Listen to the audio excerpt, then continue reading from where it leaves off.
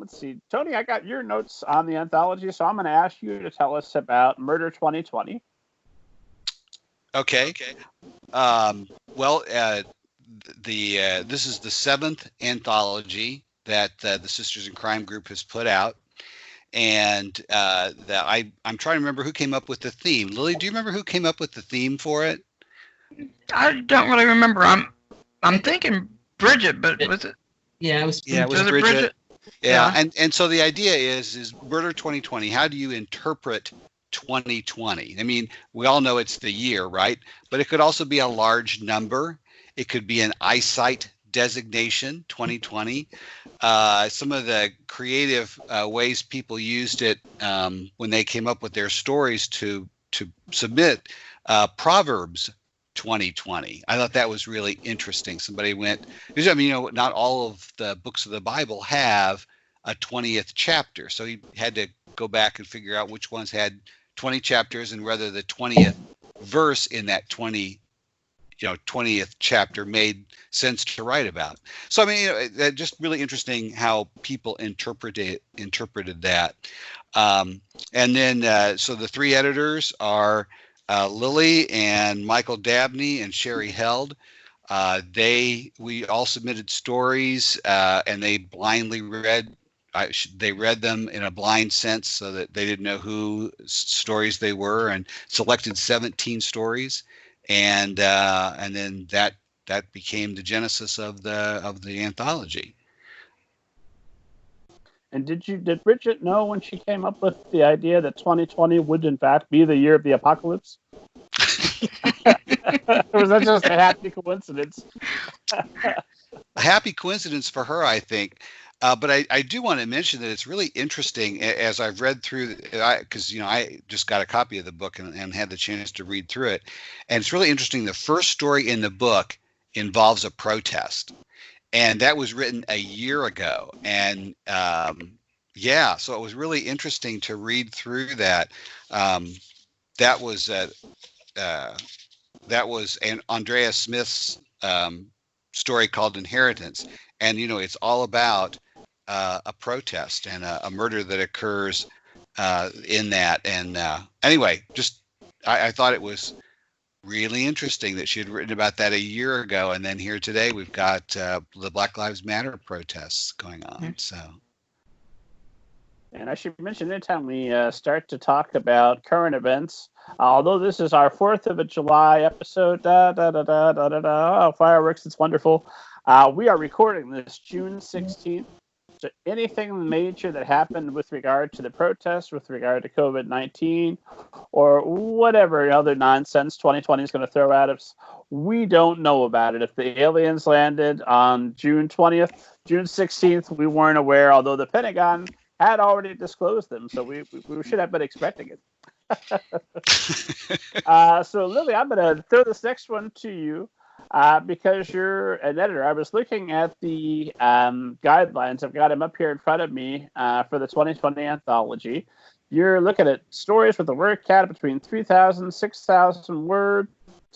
They're coming in. Of those, you can pick a maximum of 20 stories.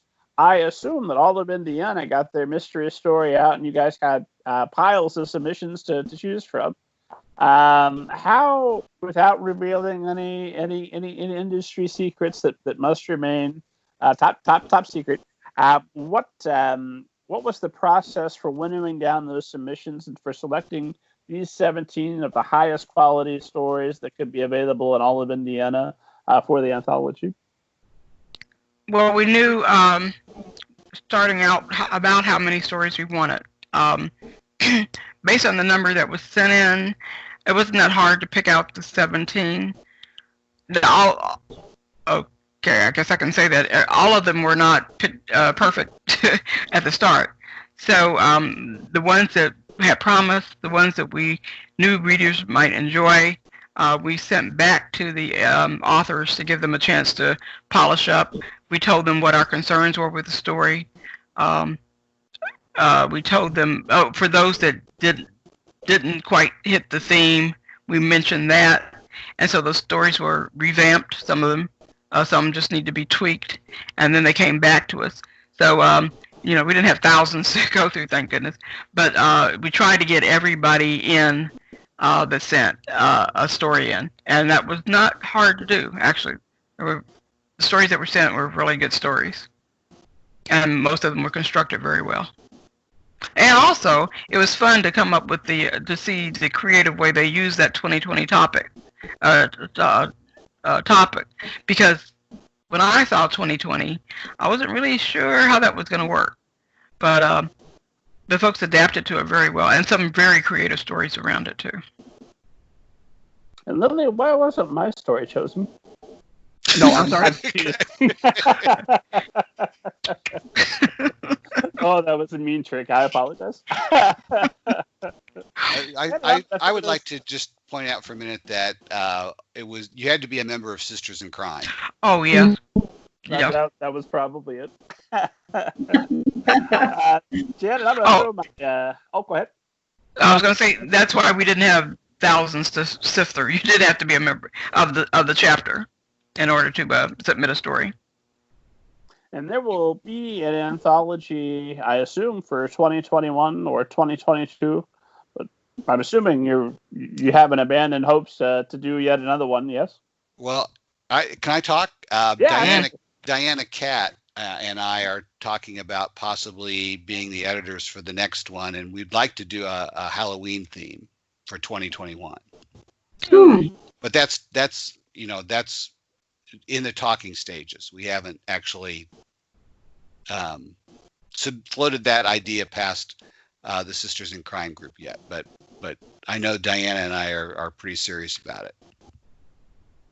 Well, you heard it here, exclusive. Tony Perona personally guarantees Halloween theme for next year's anthology. You've just heard all of the wonderful reasons to join the Speed City Sisters, Sisters in Crime. So get signed up now. Get working on your Halloween stories, because that's for sure going to be what it is. Write your best story and then mess with it a little bit when we find out what the theme will actually be for the next anthology. You'll be in good shape.